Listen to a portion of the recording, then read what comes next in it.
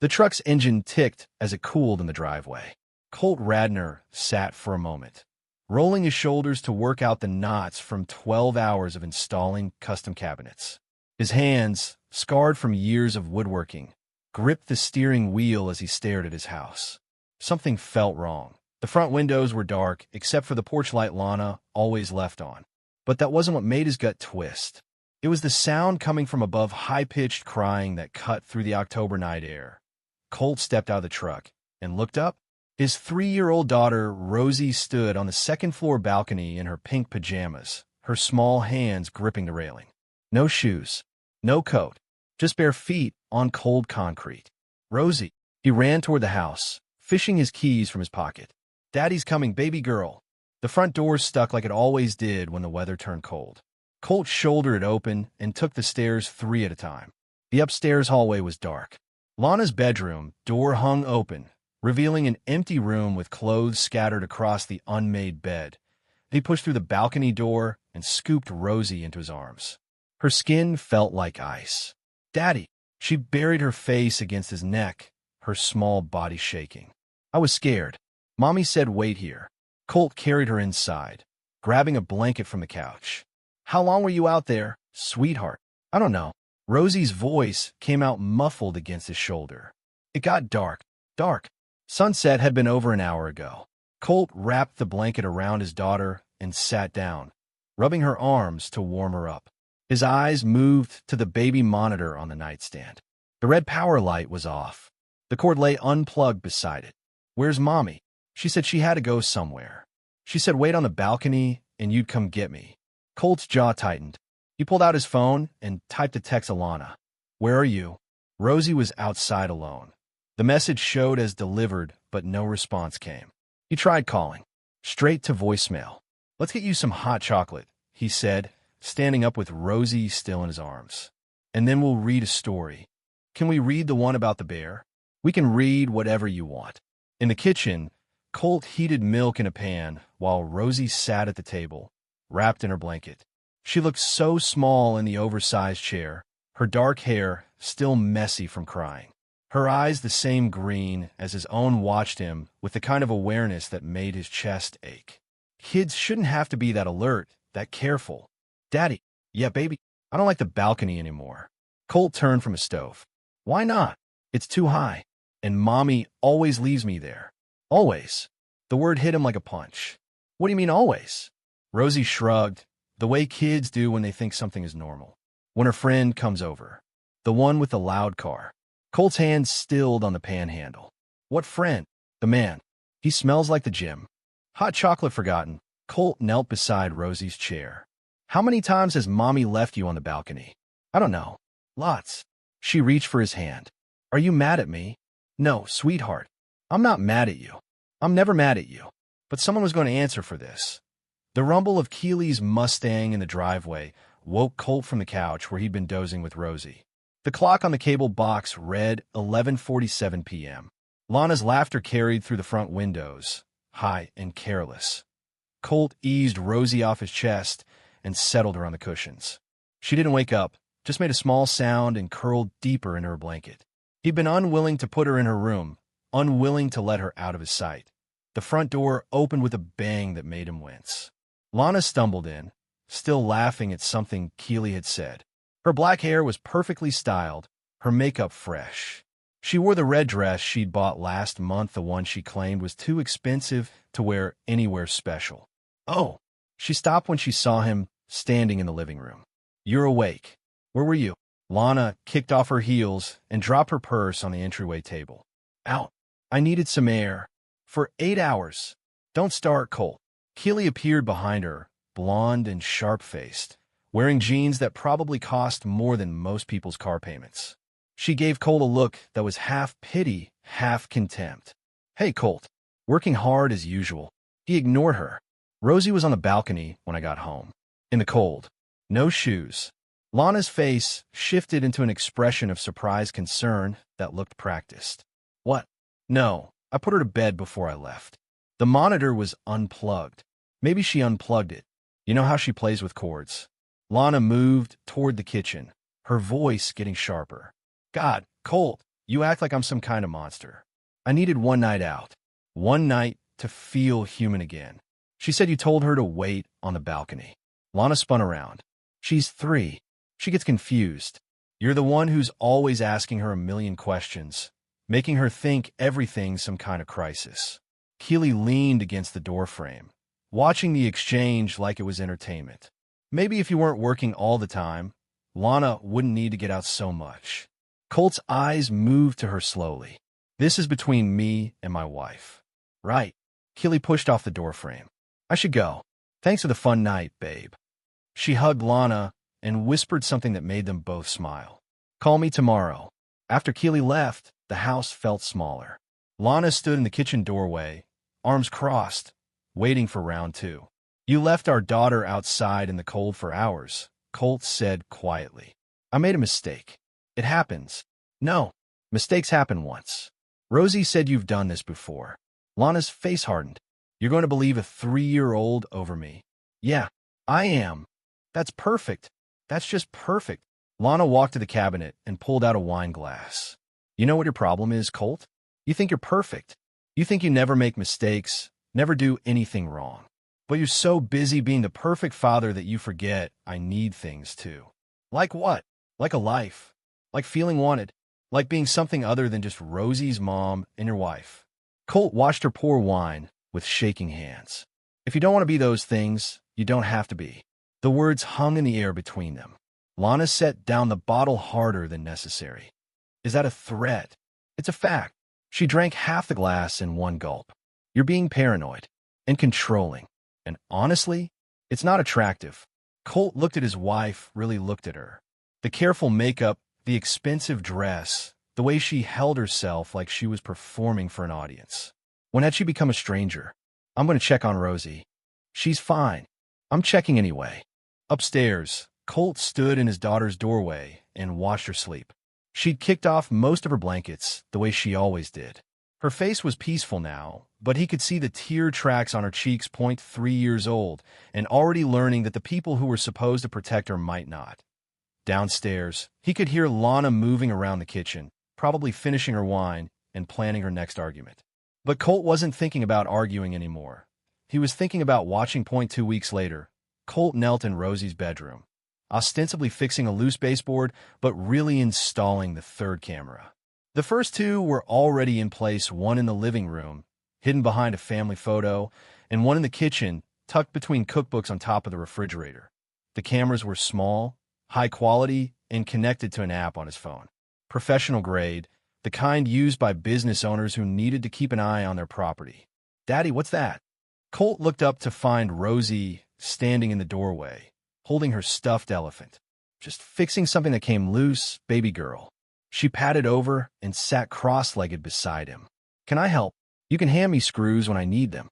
He gave her the screwdriver to hold, keeping her occupied while he finished positioning the camera. How was school today? Good.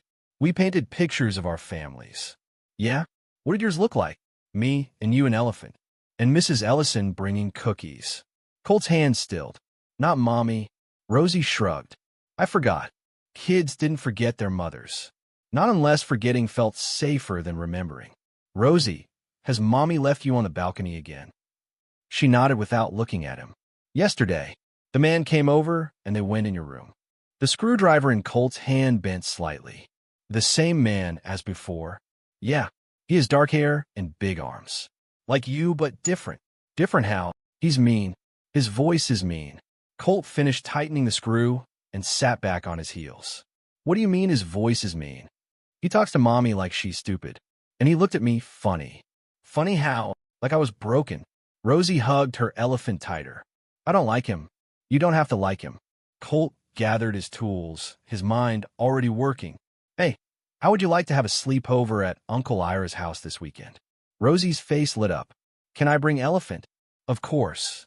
And can we make pancakes? I'm sure Uncle Ira would love to make pancakes with you.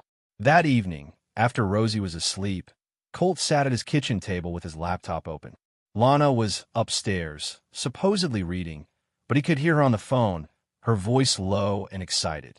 The security company's website showed him everything he needed to know about the cameras he'd installed.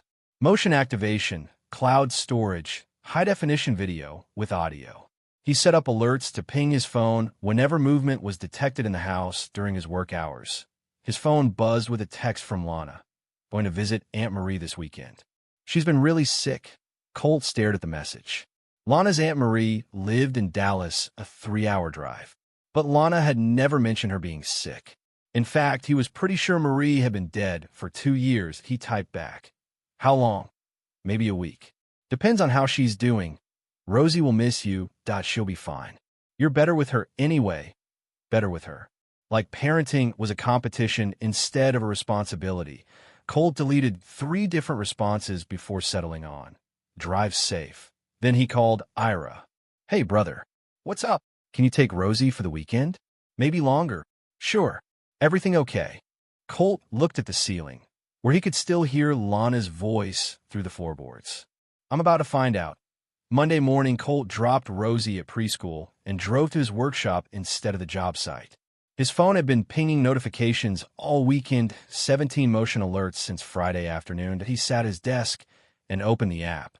The first video was time-stamped Saturday at 2:15 p.m., 30 minutes after Lana had supposedly left for Dallas. The kitchen camera showed Lana moving around, making coffee, checking her phone. Normal morning routine. Then, at 2:43 p.m., a man walked into the frame. Colt had never seen him before, but he matched Rosie's description perfectly. Dark hair, muscular build, wearing an expensive-looking polo shirt and a Rolex that caught the light. He moved through Colt's kitchen like he owned it, opening cabinets, grabbing a beer from the refrigerator. The audio was clear enough to catch their conversation. How long do we have? The man asked. He won't be back until 6. Probably later if the job runs over. And the kid? At her friend's house until Sunday night. Colt's jaw clenched. Rosie had been at Ira's house because he'd asked, not because Lana had made plans. The man pulled Lana against him, his hands roaming over her body with the casual familiarity of long practice. Good. I've been thinking about you all week. Marshall, not in the kitchen. What if someone sees through the window? Marshall. Colt memorized the name that he fast-forwarded through the next hour, watching them move from room to room like they were house shopping. Marshall commenting on the furniture, the layout, asking questions about mortgage payments and property values. How much is this place worth? Marshall asked, running his hand along the granite countertop Colt had installed himself. Maybe $450. We've put a lot of work into it. Colt did most of it. He's good with his hands. Marshall laughed, a sound that made Colt's skin crawl. Not as good as me. The next video was from Sunday afternoon. Lana and Marshall again, but this time Keely was with them. They sat around Colt's dining room table like they were having a business meeting. You need to be smart about this, Marshall was saying. Emotional won't work. He doesn't feel anything anyway, right? So you build a case. What kind of case? Lana asked. Keely leaned forward, her voice dropping to a conspiratorial whisper. Document everything. Every time he loses his temper. Every time he's harsh with Rosie. Every time he makes you feel unsafe. But he doesn't. He doesn't what? Lose his temper? Come on, Lana. Every man loses his temper. You just have to catch it on camera. Marshall nodded. Once you have full custody, you get the house, child support, alimony. I know lawyers who can make it happen. What about Rosie? Lana asked. What about her? Marshall's voice was flat, disinterested. Kids adapt. She's young enough that she won't remember much of this anyway. Colt's hands clenched into fists. Marshall was talking about his daughter like she was a piece of furniture to be moved around. I still think it would be easier if something just happened, Keely said. An accident. Nothing serious. Just enough to make him look negligent. Like what? Leave her outside a few more times. Call CPS yourself. Say you came home and found her there. Blame it on him being careless, or drinking, or working too much to pay attention. Lana was quiet for a long moment. That feels wrong. More wrong than staying trapped in a marriage with someone who doesn't appreciate you. Marshall asked. More wrong than letting your daughter grow up thinking this is what love looks like. The camera angle showed Lana's face clearly. Colt watched his wife, the mother of his child, nod slowly. Okay, but what if she gets hurt? She won't, Keely said. You just leave her out there for a few minutes. Long enough for a neighbor to notice and call it in. Mrs. Ellison's always watching anyway. The old lady next door? She likes Colt. Even better. If she reports it, it'll look unbiased. Marshall stood up and walked to the window that overlooked the front yard. Nice neighborhood. Good property values. You did well here, Lana. We did well, right? Colt saved the videos to 3 different cloud accounts and made backup copies on 2 external drives. Then he sat back in his chair and stared at the computer screen, processing what he'd just learned. His wife was planning to destroy his life. His daughter was being used as a pawn. And some stranger was walking through his house, planning to take everything he'd built. But they made one critical mistake. They thought he didn't feel anything that misses. Ellison answered her door wearing a flowered apron and a concerned expression. Colt, dear, how are you? I haven't seen much of Lana lately. That's actually what I wanted to talk to you about. Colt glanced around the tidy living room. Can we sit down? She led him to her kitchen table, where a plate of fresh cookies sat cooling. Would you like some coffee? I just made a pot. Thank you. Mrs. Ellison had been a teacher for 40 years before retiring. She'd taught middle school English, which meant she'd developed a sixth sense for lies and half-truths. Her bright eyes studied Colt's face as she poured coffee into delicate china cups. You look tired, dear. I'm tired. Colt accepted the cup and wrapped his hands around the warmth. Mrs. Ellison, have you noticed anything strange at our house lately?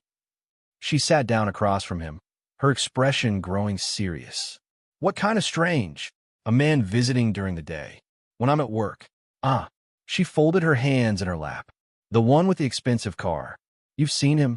Several times over the past few months. Always when you're gone.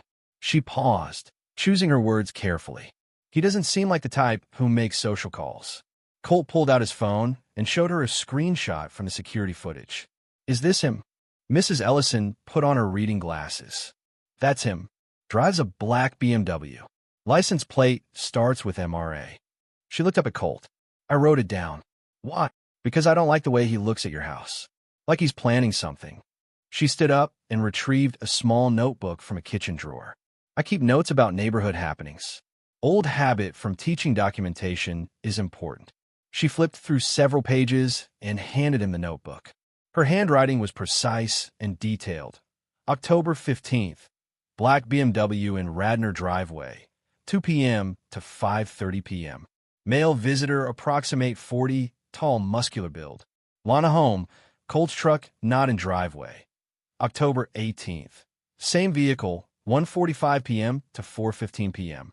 Saw man looking through windows, checking property. Concerning behavior. October 22nd, BMW again, 11 a.m. to 3 p.m. Lana left house with male visitor in his car.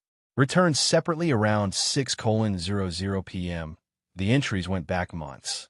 Mrs. Ellison, I need to ask you something, and I need you to be completely honest. Of course. Have you ever seen Rosie left outside alone? On the balcony or in a yard? Her face darkened. Twice. Both times when the man was visiting. She reached across the table and touched his hand. Almost called you the second time, but Lana came out and brought her inside before I could. How long was she out there? Nearly an hour the first time. Maybe 20 minutes the second. She was crying both times. Colt felt something cold settle in his chest. Would you be willing to write an official statement about what you've seen? If it helps protect that little girl, I'll write whatever you need. She squeezed his hand. She doesn't deserve what she has, Colt. Not the mother or the situation. What do you mean? Mrs. Ellison's eyes were sad but determined. I've been teaching children for 40 years.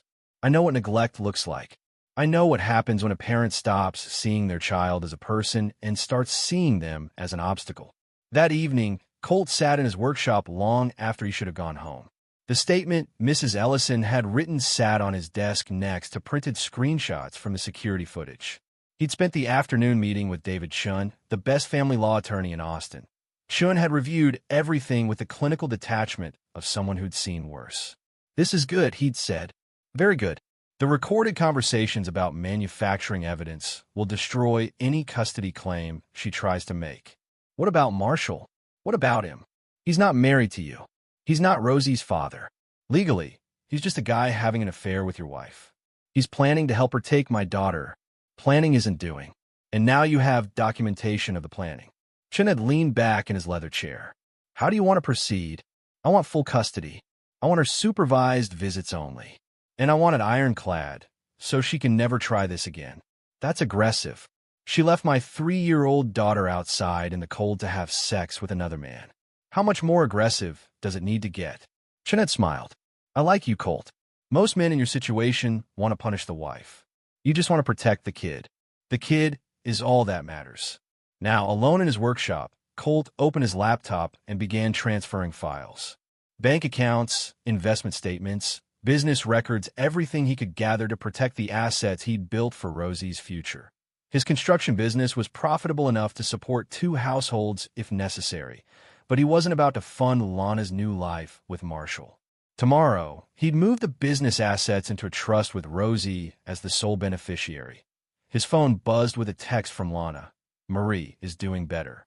Coming home Friday, right on schedule. Marshall will want to celebrate their progress on the custody plan. Colt typed back, good news. I'll be out of town Friday through Sunday. Big install job in San Antonio. The response came quickly. Okay. Rosie and I will have a girls' weekend.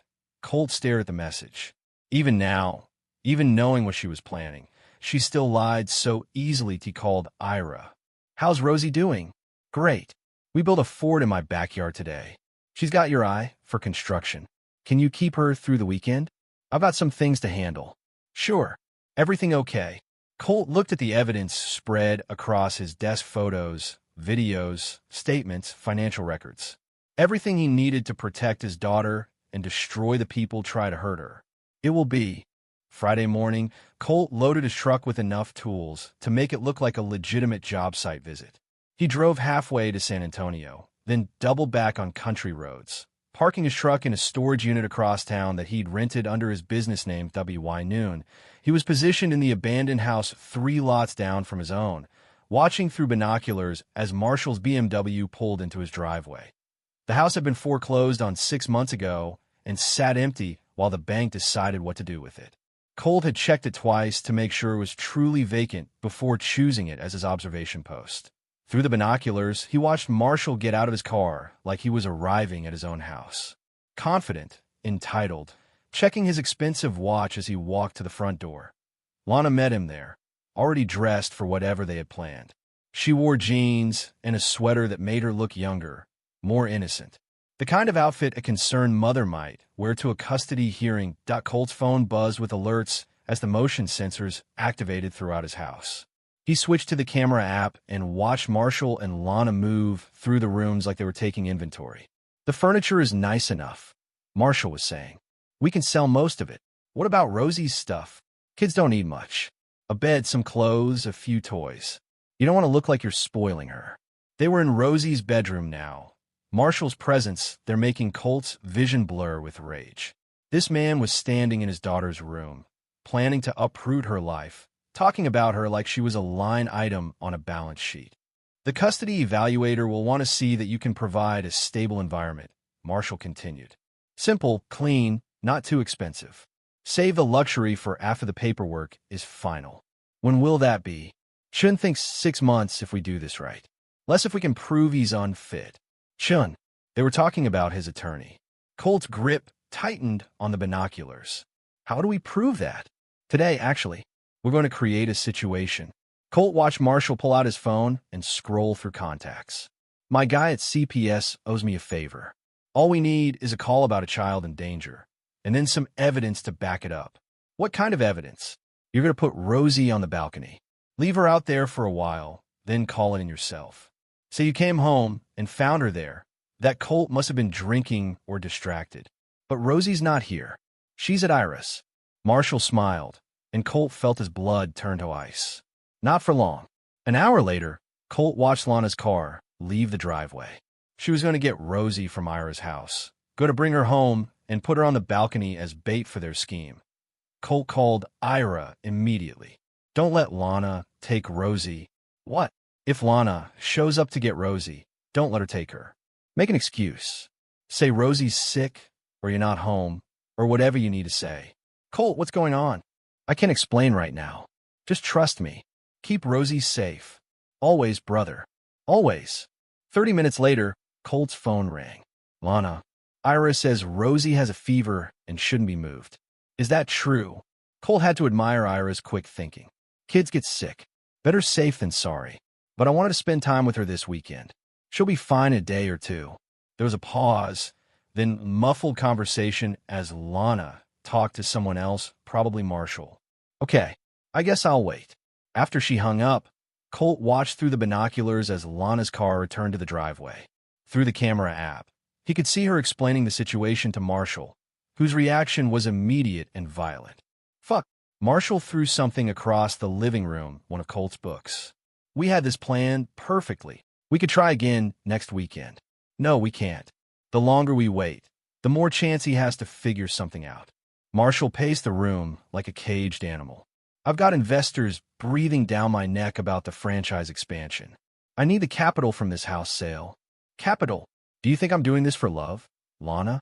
This house, the divorce settlement, the custody money, it's all going into the business. You're an investment.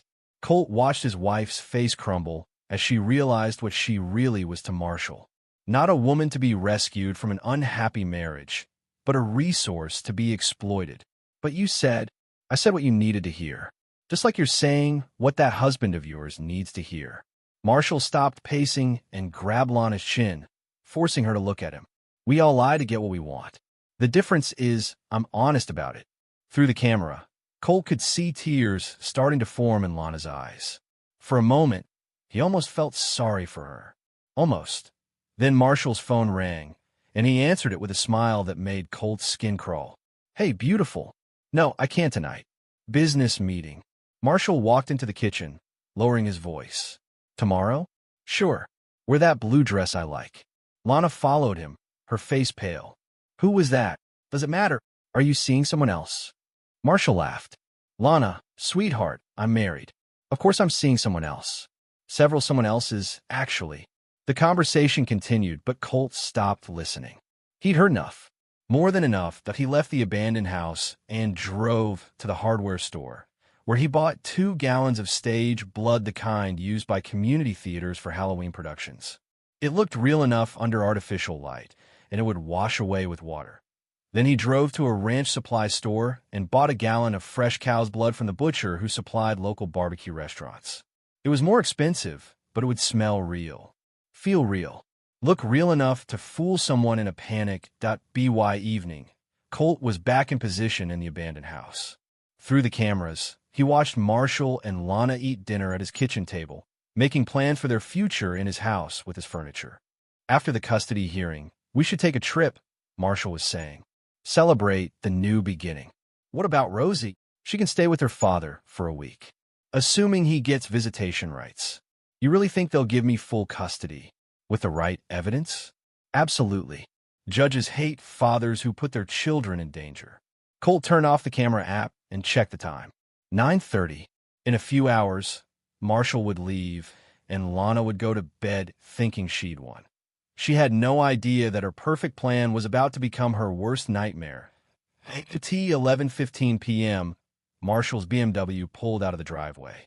Through the binoculars, Colt watched him wave goodbye to Lana like a man without a care in the world. 15 minutes later, the camera showed Lana moving through the house, turning off lights, checking doors.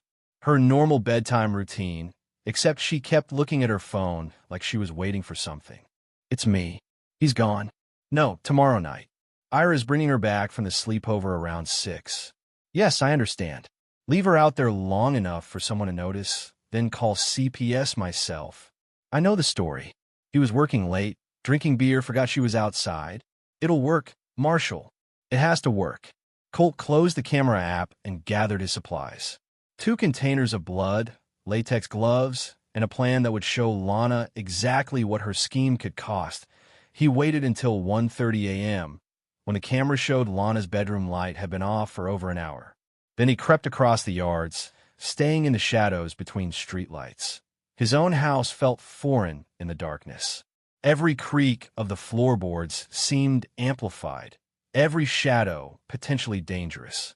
But he knew this place better than anyone. Every loose board, every squeaky hinge, every hiding spot. He moved through the kitchen silently, past the table where Marshall had sat planning to destroy his family, up the stairs, past the bedroom where his wife slept peacefully while dreaming of her new life. The balcony door opened without a sound. Colt stepped outside and looked down at the concrete driveway 2 stories below. This was where Lana planned to leave Rosie tomorrow night. This was where his daughter would stand, scared and crying, while her mother called strangers to take her away from her father. Colt opened the first container and poured the cow's blood in a rough circle on the concrete below. Then he added the stage blood, creating splatter patterns that looked disturbingly real in the dim light from the street lamps. The smell hit him immediately: metallic, organic, wrong. It would be the first thing Lana noticed when she came home tomorrow. The smell of what she thought was her daughter's blood. He took photos with his phone, documenting the scene from multiple angles. Then he climbed back down and used a garden hose to create drag marks leading from the blood pool toward the bushes at the edge of the yard. When he was finished, it looked like a child had fallen from the balcony and been moved. Not killed, there wasn't enough blood for that, but seriously injured. Colt stepped back and surveyed his work. In the morning light, it might look fake, but at night, under the yellow glow of streetlights, with adrenaline and panic clouding judgment, it would look real enough. He gathered his supplies and made his way back to the abandoned house, where he'd wait for Lana to discover what her plan could cost. At 6:45 p.m. the next evening, Colt watched through the binoculars as Ira's truck pulled into the driveway. Rosie jumped out and ran toward the house, her backpack bouncing behind her. But Lana wasn't there to meet her. Through the cameras, Colt could see that the house was empty. Lana's car was gone, her purse missing from the entryway table.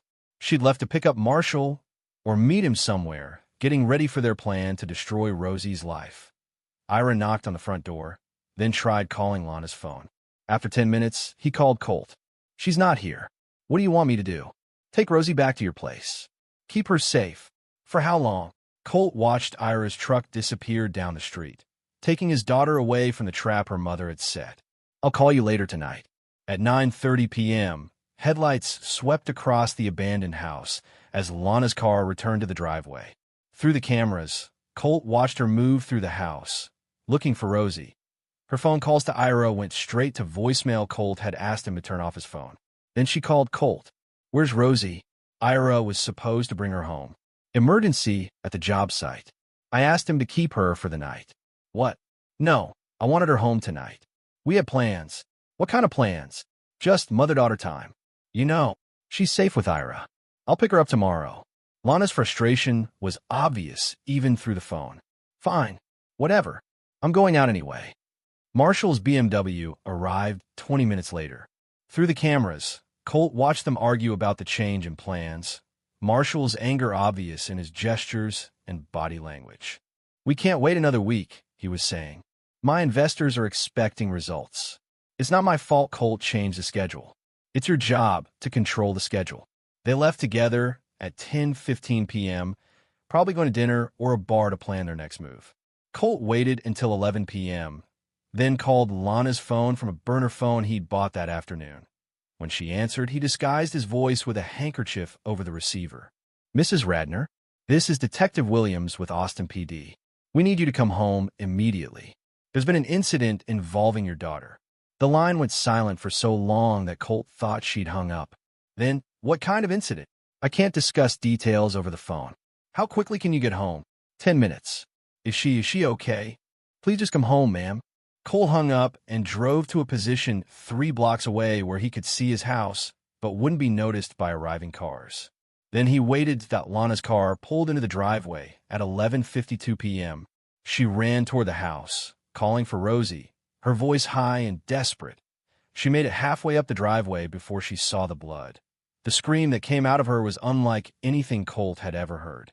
Pure animal terror, the sound a mother makes when she thinks her child is dead. Lana fell to her knees in the fake blood, her hands searching through it like she might find Rosie there.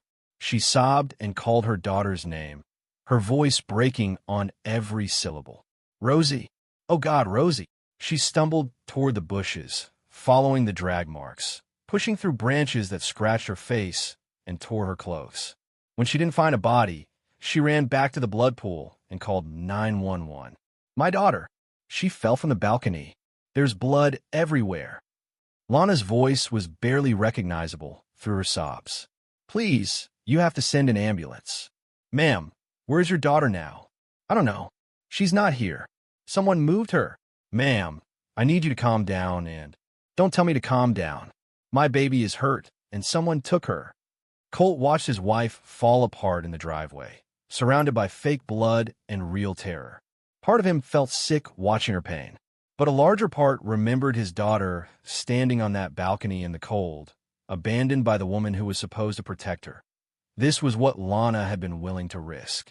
This was what she'd planned to put Rosie through to get what she wanted. Now she knew how it felt. Colt waited until the police cars and ambulance arrived before walking out of the shadows. The first responders were clustered around Lana, who sat on the curb wrapped in a blanket, still crying hysterically. "Excuse me," he said to the nearest officer. "I'm Colt Radner. This is my house." The officer, a young man who looked like he'd rather be anywhere else, consulted his notepad. "Mr. Radner, your wife said you were out of town." I drove back when I heard about the emergency." "Sir, I'm sorry to have to tell you this, but it appears your daughter may have fallen from that balcony. There's a significant amount of blood, but no body. We're treating this as a potential kidnapping." Colt looked past the officer to where Lana sat sobbing. She hadn't seen him yet, too lost in her own horror to notice anything else. "Officer, my daughter is safe. She's at my friend's house." The young cop blinked. "Sir, Rosie is fine. She's been at Ira Sloane's house all weekend. You can call him to confirm. But the blood isn't hers." The officer's confusion was obvious. "Sir, I think there might be some miscommunication here. Your wife is saying..." "My wife is saying a lot of things." Cole pulled out his phone and showed the officer Ira's contact information. "Call him. Ask to speak to Rosie." It took 3 phone calls and 20 minutes of confusion before the truth started to sink in. Rosie was indeed safe at Ira's house, where she'd been all weekend. The blood in the driveway was fake, a mixture of stage blood and cow's blood that would fool someone in a panic but didn't stand up to forensic analysis. Lana looked up when the officers started asking different questions. When she saw Colt standing there, her face went through a series of expressions: relief, confusion, and finally, dawning horror as she realized what had happened. "You," she whispered. "You did this." "I did." "What?" Colt walked closer, ignoring the officers who were trying to figure out whether a crime had been committed. "This is how you treat your child. You just never thought anyone was watching." "I don't know what you're talking about." "Really?" Colt pulled out his phone and opened the video app. "Because I have it all recorded." The color drained from Lana's face as she heard her own voice coming from the phone speakers. "Leave her outside a few more times. Call CPS yourself. Say you came home and found her there." The officers looked at each other, then at Colt, then at Lana, who was trying to disappear into the blanket. "Sir," the senior officer said, "I think we need to have a longer conversation about what's really going on here." "I agree." Colt looked down at his wife, who was now shaking for entirely different reasons. "But first, I think you should call CPS. Because there really is a child who needs protection in this situation." The Child Protective Services caseworker arrived at 7:30 a.m. the next morning, just as Colt was making coffee. He'd spent the night at Ira's house with Rosie, unwilling to leave her alone while everything fell apart. Jennifer Martinez was a veteran caseworker with tired eyes and the careful manner of someone who'd seen every variation of family destruction. She accepted Colt's offer of coffee and sat at Ira's kitchen table while he presented his evidence. "This is comprehensive," she said, reviewing the printed videos, audio transcripts, and Mrs. Ellison's written statement. "How long has this been going on?" "Months, based on what I can document. Maybe longer. And the child has been left unsupervised outside multiple times, at least 3 times that I know of. Possibly more." Martinez made notes in her file. "Mr. Radner, I have to ask this setup with the fake blood. That seems like an extreme response." Colt had been expecting this question. "Would you rather I had waited for her to actually go through with the plan? To use my daughter as bait in a scheme to frame me for child endangerment?" "No, of course not. But..." "There is no but." Colt's voice was steady, controlled. My wife was planning to put my 3-year-old daughter in danger to win a custody case. I stopped her. I showed her exactly what that plan could cost. Martinez nodded slowly. The audio recordings are disturbing, especially the conversation about manufacturing evidence. What happens now? I'll need to interview Rosie, but based on what you've shown me, I'll be recommending immediate supervised visitation only for the mother. Full custody to you, pending a formal hearing. After Martinez left, Colt sat with Rosie on Ira's back porch, watching her play with a set of wooden blocks he'd made for her last Christmas. "Daddy, why can't we go home?" "We will, sweetheart. Just not today. Is Mommy sick?" Colt considered how to answer that. Mommy made some bad choices. She has to fix them before she can take care of you again. Like when I have to sit in timeout. Something like that. Rosie stacked another block on her tower. "Will she fix them?" "I don't know, baby girl. But it doesn't matter. I'm going to take care of you no matter what." That afternoon, while Rosie napped, Colt's phone rang with a call from David Chun, his attorney. "They want to meet," Chun said without preamble. "Who wants to meet?" "Lana's new lawyer. And get this, Marshall Amaze hired his own attorney too." "Why does Marshall need a lawyer?" "Because someone leaked the affair to his wife, and to his business partners, and to the local newspaper's business section." Colt smiled grimly. "That's unfortunate for him." "Colt, did you?" "I have no idea what you're talking about." Chun laughed. "Right. Well, whoever did it was thorough." Mrs. Amaze filed for divorce this morning and is seeking full custody of their 2 kids. His business partners are calling for an audit of the franchise finances. And the newspaper is running a piece tomorrow about ethical concerns in the fitness industry. Sounds like Marshall's having a rough day. The roughest. His lawyer wants to make a deal Marshall stays away from your family completely, and you don't pursue any harassment charges. What harassment charges? Conspiracy to commit fraud, for starters. Child endangerment. Harassment. I could probably think of a few more if I put my mind to it. Colt thought about Marshall's hands on his daughter, the casual way he discussed using Rosie as leverage. What does he have to offer? Complete withdrawal from the situation. No contact with Lana, no involvement in the custody case, no financial support for her legal fees. And if I say no, then he fights it, and this gets very ugly for everyone. It's already ugly, Chun. The question is whether it's ugly for everyone or just ugly for the people who deserve it. That evening, Colt received a text from a number he didn't recognize. "This is Marshall. We need to talk." Colt deleted the message without responding. 30 minutes later, another text.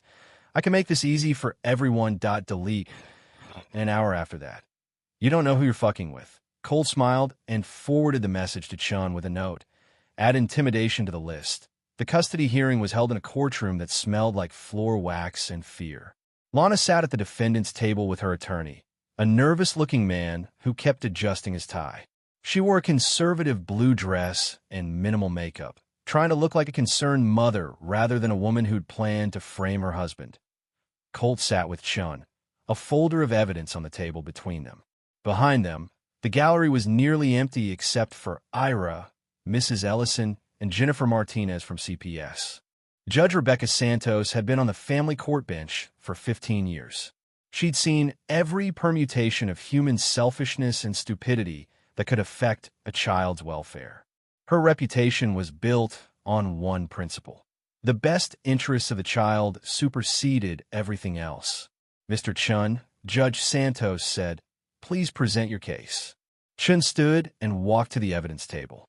"Your Honor, this case is about a mother who was willing to endanger her own child to win a custody battle that should never have been necessary."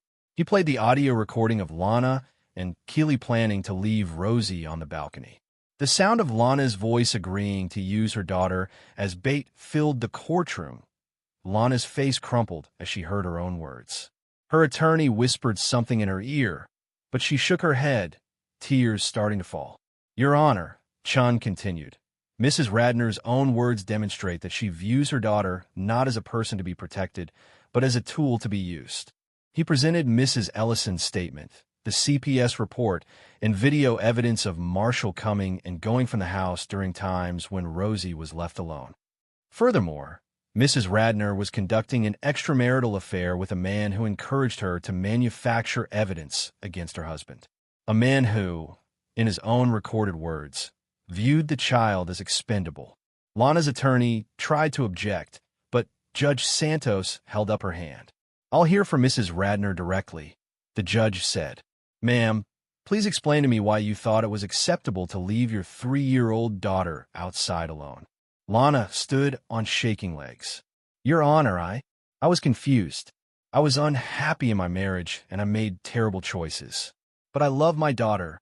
Loving your daughter and protecting your daughter are two different things, Mrs. Radner. According to this evidence, you were prepared to put her in genuine danger to gain an advantage in a custody dispute.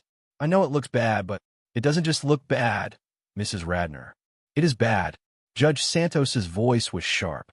"You collaborated with another adult to create a scenario where your child would be left unsupervised and potentially injured. Also, you could blame her father for negligence. I wouldn't have let her get hurt. How could you guarantee that? Children fall. Children get scared and try to climb down on their own. Children freeze in cold weather." The judge leaned forward. "Mrs. Radner, your plan required your daughter to be in actual distress for it to work. That distress was a feature, not a bug." Lana's lawyer stood up. "Your Honor, my client recognizes that she made serious errors in judgment.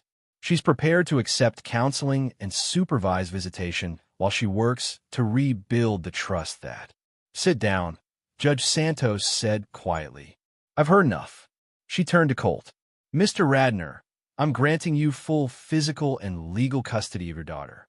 Mrs. Radner will be allowed supervised visitation twice per week at the State Family Center, subject to her completion of parenting classes and psychological evaluation." The judge's gaze moved back to Lana.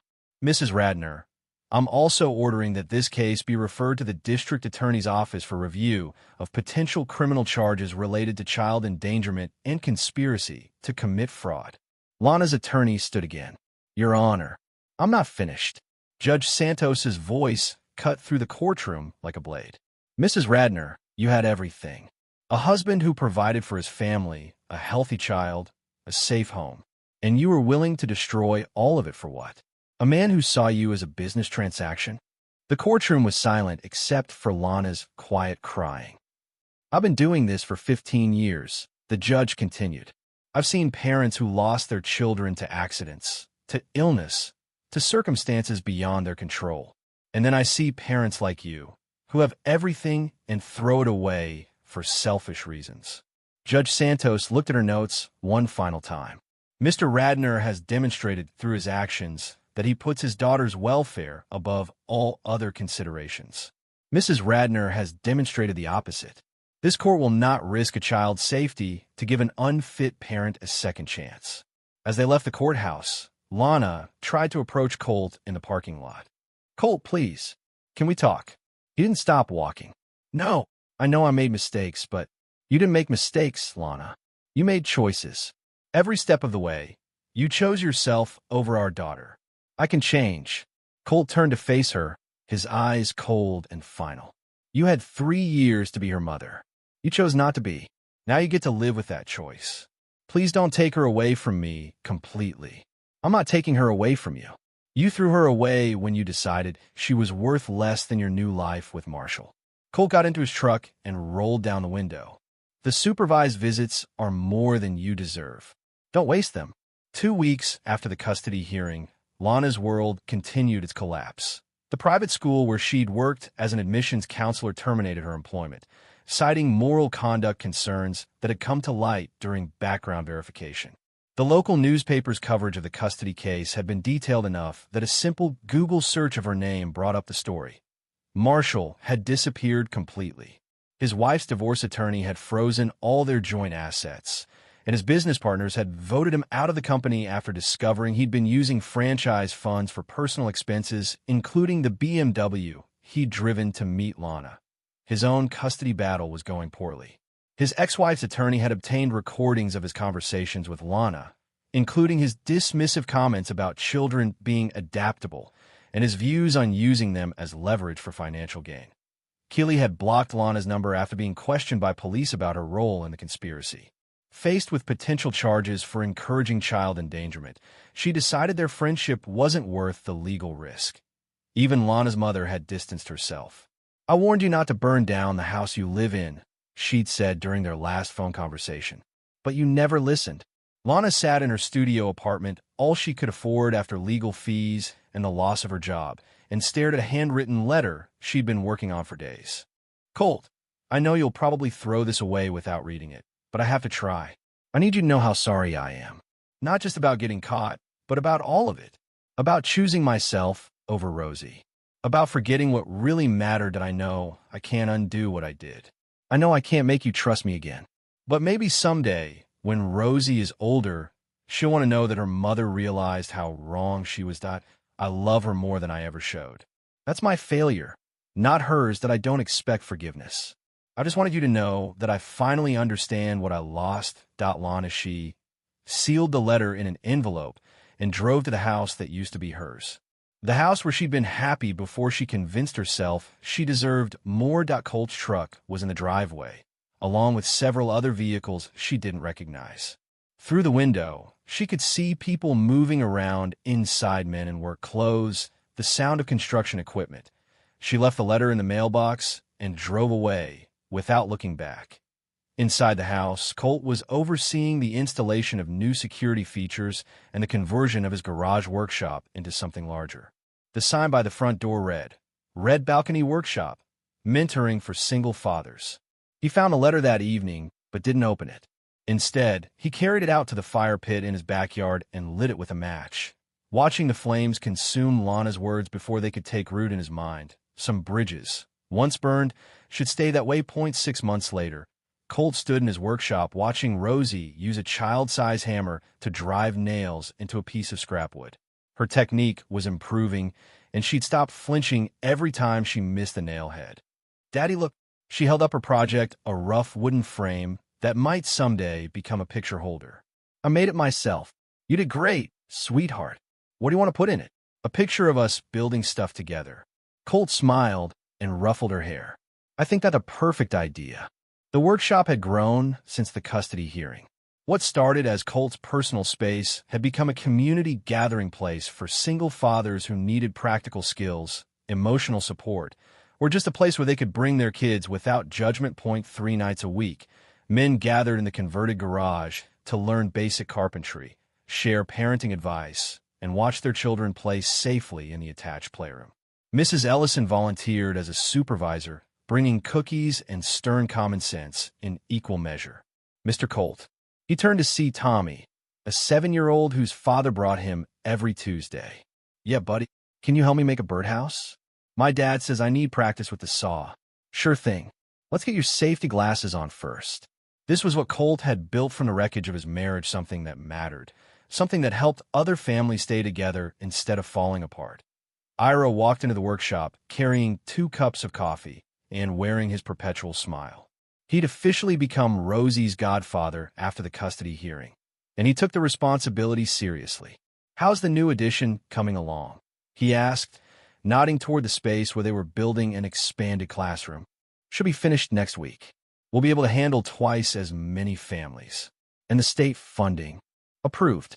Turns out there's a real need for programs that keep kids with fit parents instead of trying to fix broken ones." They watched Rosie show Tommy how to hold a piece of sandpaper properly, her small hands guiding his with the patience of someone who'd learned the importance of doing things right. "She's going to be quite the teacher," Ira observed. "She's had good examples." Mrs. Ellison appeared in the doorway, carrying a plate of fresh cookies and wearing her usual expression of friendly suspicion. "Colt, dear, there's someone here to see you." Colt looked past her to see Jennifer Martinez, the CPS caseworker who'd handled Rosie's case. She was smiling, which was always a good sign. "Ms. Martinez, what brings you by?" "Good news, actually. The review board wants to hold up your program as a model for other communities. The outcomes have been exceptional." "What kind of outcomes?" 0 repeat CPS cases among participating families. Improved school performance for the children. Better employment stability for the fathers. You created something special here. Colt looked around the workshop where a dozen kids were learning that tools could build instead of destroy, that fathers could be trusted, that families could be strong even when they were small. "We've all created it," he said. "I just provided the space." That night, after the workshop had closed and the last families had gone home, Colt and Rosie sat on the front porch swing, sharing a bowl of ice cream and watching the stars appear.